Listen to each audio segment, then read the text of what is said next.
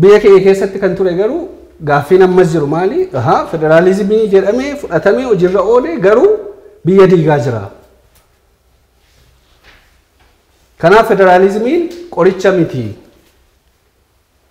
Namni tokko mana yaalaa dhaqee mataan dhukkuba jedhee akka waan qorichi takkaa kennamee fi kana booda mataan dhiisuu jechuudha.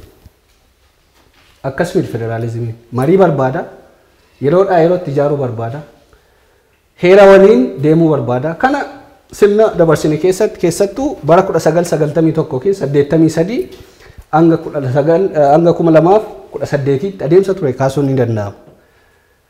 Gama biraatiin akkuma dura kaase federaalizimiin sirnichi yeroo dhufu mataasaa mormii waliin kan inni dhalate. Hin barbaachisu biyya keenya diiga kan jedhu waliin dhalate. Mormiin sun garuu aga ammaatti miidiyaa irratti barreeffama keessatti karaa booldi ta'een kan inni mul'ataa jiru argaa akka jirtan. Kanarraa kaameeti gaafa fakkeenyaaf Dr. Abiy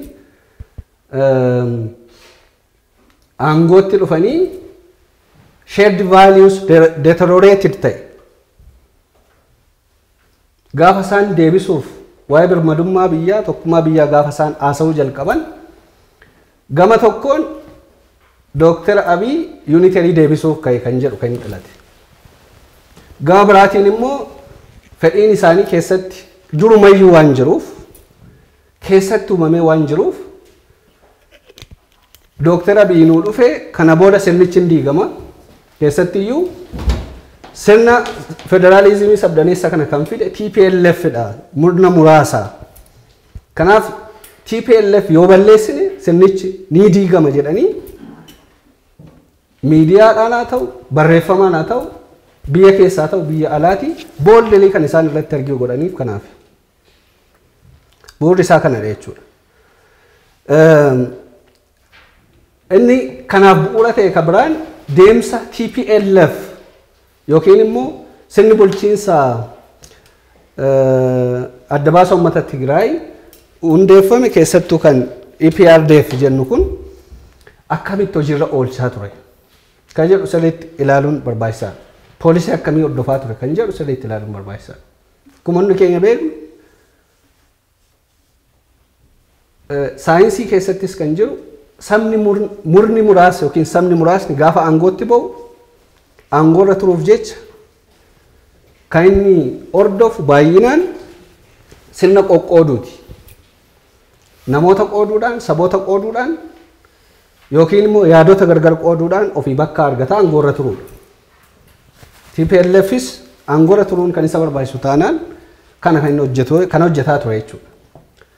Gama biraatiin democratic centralism jechuudhaan poolisiiwwan namoonni muraasni baasan hanga gadiitti diriirsuudhaan aangoon nuyi heera keessatti silaa decentralized ta'eera gadi bu'eera naannolee ofii bulchuu qabu jennu sun ol deebi'ee bakka tokko qofatti kuufamee akka inni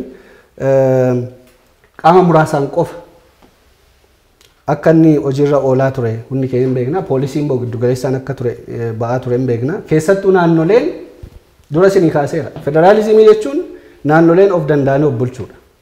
Heera keessatti aangoo isaanii kenname karaa sirrii heera hordofeen hojiirra oolchuudha. Sirna dabarsine keessatti garuu naannoleen of danda'anii socho'an turre. Karaa lamaan kan socho'aa turan. Tokko naannoleen kaan ofumaayyuu Itoophiyaummaan irraa mulqamee takka takka warra boodatti afoo jedhamu yookiin EPRDF keessatti gahee waan hin qabneef mootummaa federaalaa keessatti sheeriin isaan qabaatan fedhii EPRDF yookiin immoo addaawoo irratti kan hundaa'aa ture.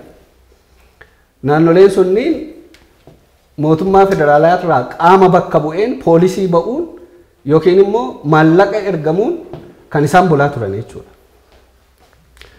Naannoleen gurguddatanii jedhamanii yaadan kan akka Oromiyaas taanaan kan akka naannoo Amaaraa, Tigraay, kan Tigraay yoo dhiisnes kanneen kibbaas qaama isaan bulchu pirezidaantii isaanii ta'u indirectly karaa paartii disipiliiniitiin ergamni itti kennamee qabaluu ta'uu qaba. Bifa jedhuun utoo of hin danda'iin nama isaan bulchu hooggansa isaan bulchu ta'uun filatiin kan isaan socho'aa turan. Kun automatically heera keessatti naannoleef kan kenname deteriorate godhee balleessee ture jechuudha. Kanaaf namni gaaffii qaba jechuudha.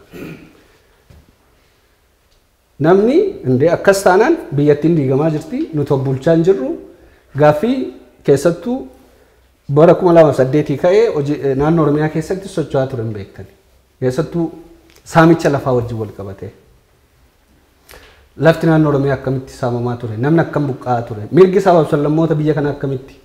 Even warri gaaffii heera keessatti isaanii eeyyamame naannoo ta'uu kan akka naannoo Sidaamaa naannoo ta'uu kaasaa turan akkamitti akka gaaffiin isaanii bifa dhiittaatti deebi'ee namoonni hedduun dhiiga dhangalaasaa akka turan mana hidhaa keessatti akka dararamaa turan hundi keenya beekna. Kanaafi bara 2018 Dr. Abiy gara aangootti dhufee hojiin isaanii jalqabaa kan inni ture biyya gargar tarsa'uuf turte sana gaa deebisanii ijaaruu ture jechuudha.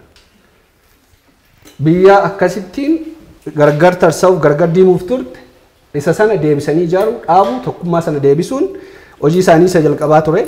Keessattuu saboota gidduutti shakkii uumame naannolee gidduutti shakkiiwwan deteriorate ta'anii tokkummaa deteriorate ta'ee ture sana deebisuu ture. Naannolee biyya kana keessatti gahee hin qabne saboota gahee hin qabne deebisanii biyya kana keessatti Itoophiyaa qixxee taate uumuun gaaffii isa jalqabaa ture jechuudha. Kanarraa kaa'amee hundi keenya akka beektan gaaffiin yeroo sana ture kan naannoo Sidaamaa ta'uun deebi'ee jira. Saboonni Itoophiyaa keessa jiraatanis fedhii isaaniitiin karaa riferendamii naannoo mataa isaanii hundeeffatanii jiru jechuudha. Amma kanarraa kaa'amee boodas yaada irratti kaasuun kan barbaachisu dhuguma federaalizimii dhugaatti deemaa jirra moo akkaataa heera keessatti taa'ee sanaan deemaa jirra moo naannoleen of danda'anii yoo kan hojjetan ta'e akkaataa heera keessatti taa'een observe taa'amee socho'amaa kan jiru yoo ta'e gaaffiin sabootaa deebi'aa kan jiru yoo ta'e kan akka poolisiitti immoo dizaayin ta'an jiran gaaffiin afaanii kaasuu dandeenya. Afaan yoo amma danda'ametti afaan afur afaan hojii federaalaa ta'uudhaaf karoora akka keessa jiru hundi keenya hin beekne. Maaliin ifa federaalizimiin kan jedhu sirriitti kaasuun barbaachisaadha.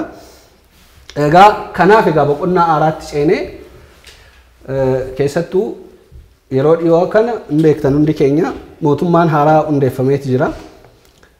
Mootummaan haaraa kun boqonnaan haaraa kun yookiin filannoon darbe kun boqonnaa haaraa baneera kan jennuuf ani yoo xiqqaate waan afur kaasuun nan danda'a.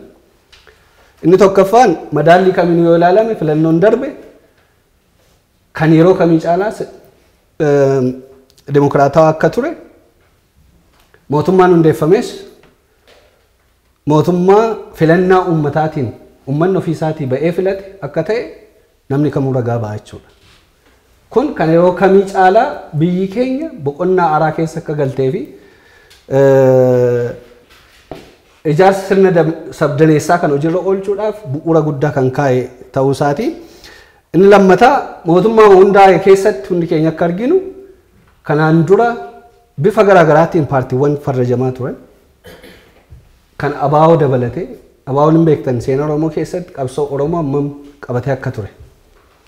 Garuu immoo dhiibbaa bara naannoo bulchiinsa darbeerraa kan ka'e farrajamee shororkeessaa jedhamee eessa akka ture. Amma garuu aangoon kennamee fi mootummaa keessatti akkamitti hirmaataa akka jiru hundi keenyaaf ifa jechuudha. Kanaaf morkattoonnis carraa argatanii seenyiin isaanii kabajamee ga'een isaanii ilaalamee aangoon kennamee fi ga'ee isaanii baachaa jiru jechuudha. Kanaaf carrawwan kanatu boqonnaa haaraa taasisa jechuudha. Kan hin baratamne kanaan dura dararamaa kan turan, ari'atamaa kan turan, maleedhaa kan turan yeroo itti aangoon kennamee fi qixxee taa'anii biyya bulchuudhaaf yaadni isaanii kabajamuudhaaf yeroo itti kennameedha. Egaa kuni keessatti yoo hooggansa haaraadhaaf hayyoota biyya keenya keessa jiran hayyoota Oromoo dabalatee hooggansa naannoo Oromiyaa dabalatee carraa lama uumee jira jechuun ni danda'ama.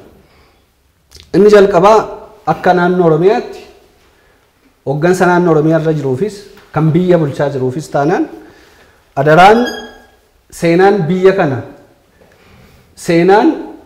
kana seenaa sabdaneessa taate biyya walqixxummaan keessatti kabajame saboonni fi sablammoonni fedhii isaaniitiin jaalalaan keessa jiraatan uumuun ummata Oromoo harkatti kennamee jira jechuudha.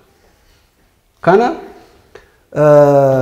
adaraa seenaa Rabbis akka adaraatti ummata kanaaf kennee jira jechuudha. Oromoon biyya sabdaneessa addaneessa taate uumuun kan isa barbaachisuuf adaraan kunis kan irra jiruuf ummata Oromoof jedheetii miti. Ummanni Oromoo akkuma beektan waggoota dabarsine keessatti afaan isaan jiraata cunqurfamaa ture. Federaalizimiin bu'uuraanii irratti yoo hubatame gaariidha kan hin yaadu ummata bal'aatiif miti kan inni barbaachisu. Ummata bicuu ta'e cunqursaan narra ga'a aadaan kun bada afaan kun bada jedhuufi federaalizimiin kan barbaachisu. Kanaaf biyya keenya keessatti saboonni bicuu ta'an hedduutu jiru.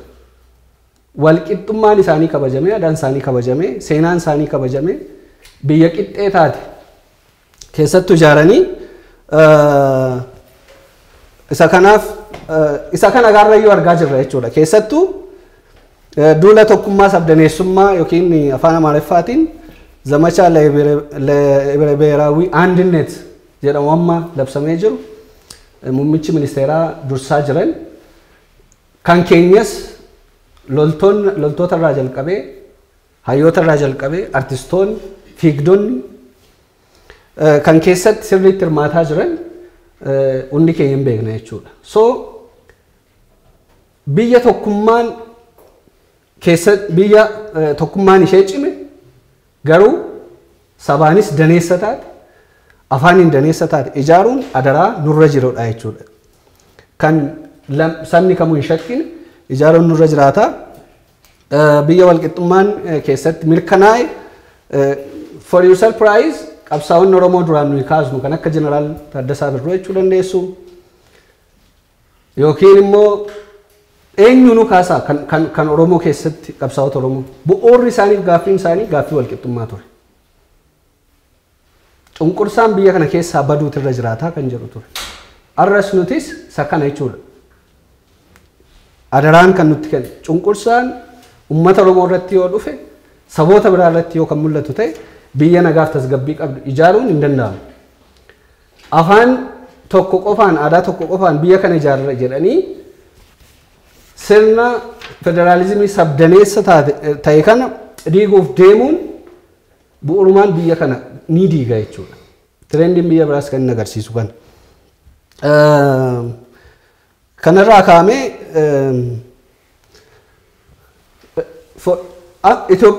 foolumti Itoophiyaa dhugaa eessa kan jiru ka jedhus kaasuun barbaachisaadha. Itoophiyaamti dhugaa jedhamu fooliin isee eessa jira? Anaaf Oromiyaa keessa kan jiru. Oromiyaa keessa dhalataan saba biraa kan hin jiraanne Oromiyaa keessa hin jiru. Kana qofa miti magaalota Oromiyaa yoo deemtan sirboota garaagaraa gaafa dhageessan yeroo tokkotti sirba 3-4 wal faana dhageessu. Itoophiyaa jechuun kana. Yoo naannolee biraa yoo deemtan argachuudhaaf baay'ee isinitti kan ulfaatu as magaalaa Bishooftu deemuu dandeessu magaalaa kam yeroo tokkotti kaan Amaariffa sirba, kaan Tigireffa sirba, kaan Afaan Oromoo sirba, kaan Walaayiteffa sirba yeroo tokkotti sirba kana dhageessu. Kana jechuun Itiyoophiyaan kana fakkaatti jechuudha.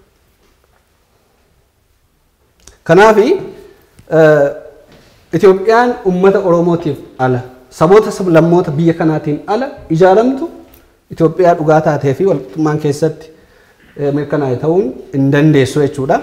Kanarraa kaa'amee egaa sodawwan yeroo ammaa jiran sirriitti kaasuun barbaachisaadha. Waraansa biyya keessaaf alaan keessattiyyuu biyya kanarratti duulamee jiru ilaaluun barbaachisaadha. Waa lamaafi tokko hooggansa Oromoo harkatti biyya diigamte arguudha. Isa kana advocate gochuudha. Kanaaf immoo kijibaaf ololaan miidiyaa irrattis taanaan bu'uuraan wantoota gurguddootu ka'aa jira. Kaan immoo komiiwwan adda addaa jiru. Fakkeenyaaf kan akka saboota sablammoota gidduutti hooggansa amma jiru gidduutti garaagarummaan akka uumamuuf qoqqooddiin akka uumamuuf shakkiin akka babal'atuuf kan taasifamaa jiru. Fakkeenyaaf ministeerri muummee yuunitarii deebisaa jiranii. Boolderii ka'aa jira. Kana jechuun sirnicha diigaa jiranii jechuudha. Hundi keenya akka beeknu gaafa ministeerri muummee biyya kana filataman maaltu ture kan jedhu sirriitti riheersi godhanii duuba deebi'anii ilaaluun barbaachisaadha. Kana diigaa jiraa maal jira kan jedhu boodas marii keessatti kaasuun ni danda'ama. Adeemsa amma keessa jiruun federaalizimiin dhugaa mirkanaa'aa jira moo hin jiru kan jedhu sirriitti ilaaluun barbaachisaadha. Kaan immoo ministeerri muummee nugusa taa'aa jira. Kaan immoo galagaltoo kana Oromummaa facaasaa jira. Ministeerri muummee Oromummaa dagaagsaa jira. Jedhanii miidiyaa mataa isaanii banatanii kan sirriitti socho'aa jiran akka jiran sirriitti kan hubachuun barbaachisaadha. Federaalizimii hojiirra amma oolaa jiru TPLF'n dhufe waan ta'eef yoo danda'ame TPLF balleessu baay'ee akkasitti advocate godhanii waa'een TPLF waa'ee biyyaa akka ta'e waa'ee biyya diiguu akka ta'e irraa maqsanii sirnicha diiguutti sirna federaalizimii sabdaneessa kana diiguu qofatti kan deebisanii yaadan hedduutu jira jechuudha. TPLF bu'ee dhiiseen sirna kana wajjin akka waliin qabanne garuu anutu irratti walii galame gaariidha. Kanarraa kaaniiti waa'ee eenyummaa kana demonize gochuu kan barbaadan. Demonize gochuu barbaadu. Namni waa'ee sabummaa isaa dubbatu, afaan isaa dubbatu, waa'ee yaraa ta'e, primordial akka ta'e demonize gochuu barbaadu jechuudha. Alaas keessas argitanii yoo ta'e isa kana irratti xiyyeeffatanii kan isaan hojjetanii. Egaa nuti maal haa goonu isa jedhuuf akkuma isinii kaase sirna federaalizimii sabdaneessa kana ijaaruun irratti xiyyeeffachuun barbaachisaadha. Kanaaf immoo deeggarsa amma jiru sirriitti cimuu qaba. Itoophiyaa biyya walqixa keessatti nyaatan malee biyya keessatti wal nyaatan taatee akka isheen hin ijaaramne sirriitti yaaduun barbaachisaadha. Roodmaappii gurguddaatu jira. Keessattuu waggaa 10 maddamal jedhamee kan ba'e. Ani garuu teekaweeyin hooggansi qabu kana keessaa meeqa kan jedhus sirriitti ilaaluun barbaachisaadha. Akka Oromiyaattis taanaan carraan gurguddaan Oromiyaadhaaf boqonnaa haaraa kana keessatti banameeti jira. Isa kanatti fayyadamuudha. Keessattuu dinagdee naannoo Oromiyaa guddisuudhaan Oromiyaa guddisuun Itoophiyaa guddisuu akka taate namni hunduu hubate gaarii natti fakkaata. Siyaasni daabboo ta'uu hin danda'u. Oromiyaan yoo cimte Itoophiyaa cimte uumuudhaaf bu'uuradha. Argitanii yoo ta'e yeroo ammaa biyyi keenya lola keessa jirti. Naannoo Oromiyaatti dinagdeen jiru bu'uurri jiru biyya kana dhaabuudhaaf murteessaadha. Kana namni hunduu hubate hooggansi hubate gaarii natti fakkaata. Hayyuun keenyas akkasitti Oromiyaa keessa harki hojii dhiike jiraachuun irra hin jiraatu keessattuu sabni dinagdee hin qabne biyyi dinagdee cimaa hin qabne yeroo hundumaa ergamtoota. Siyaasa qofa irratti xiyyeeffatanii siyaasa qofa hordofuun biyya kamiyyuu eessaan hin geenye. Ameerikaan siyaasa irratti qofa xiyyeeffattee miti dursa dinagdee ishee waan cimeef kan isheen addunyaa bitaa jirtu. Biyyoonni xixiqqoo jennu Switzerland kaasuu hin danda'ama. Demokiraasiin kan miillaan keessa deemu wayii kan namatti fakkaatu kan isheen kana gochuu dandeesseef dinagdeen ishee waan cimeef. Kanaaf uummanni keenya dargaggeessi keenya an akkan yaadutti amma danda'ametti harki hojii diigee hojii hiikee jiraatu feesbuukii qofa irratti xiyyeeffatu sooshaal miidiyaa irratti qofa xiyyeeffatu antuu inni kun jijjiiramee hojiin otoo hin tuffatamiin fakkeenyaaf magaalota keessatti magaalota ola warri jiraatan kan qofa hojjechuu danda'u magaalaa seenee hojii daldalaa keessatti gurmaa'ee seenuu kan irra jiraatu gurmaa'ee hojii kophee qulqulleessuurraa ka'ee konkolaataa miicuurraa ka'ee laaviyaajii hojjechuurraa ka'ee magaalota naannoo keenya keessa jiran keessatti dargaggoonni keenya sirriitti hojjechuu. Baadiyyaa keessattis qe'ee isaaniitti sirriitti qubni isaanii biyyoo tuqee kan feesbuukii tuqu sun biyyoo tuqee harki isaanii dhoqqee ta'ee naannoo keenya jijjiiruun barbaachisaadha. Mentaalitiin keenya garasitti yoo deebi'e gaarii natti fakkaata. Walumaa galatti egaa boqonnaan haaraa kanatti fayyadamnee biyya sabdaneessa taate biyya dinagdeen ishee guddoo taate ijaaruun barbaachisaadha. Oromoon utubaadha biyya kanaaf. Naannoo biyya kana kuffisuu barbaadu Oromoo irratti kan xiyyeeffatu. Kanaaf waliigalteen akka hin jiraanne saboota biroo gidduutti shakkiin akka babal'atu, qoodumsa akka babal'atu, uummata Oromoo gidduuttis akka babal'atu kan taasifamuuf. Oromoon cimnaan, Oromiyaan cimnaan biyya kana cimsuun barbaachisaadha. Naannolee biroo immoo Oromiyaatu hin shakkiin aadaan Oromoos hammataa waan ta'eef isa kana sirriitti itti dammaqnee hojjechuun irra jiraata kan jedhudha. Galatoomaa ulfaadhaa jechuun barbaada.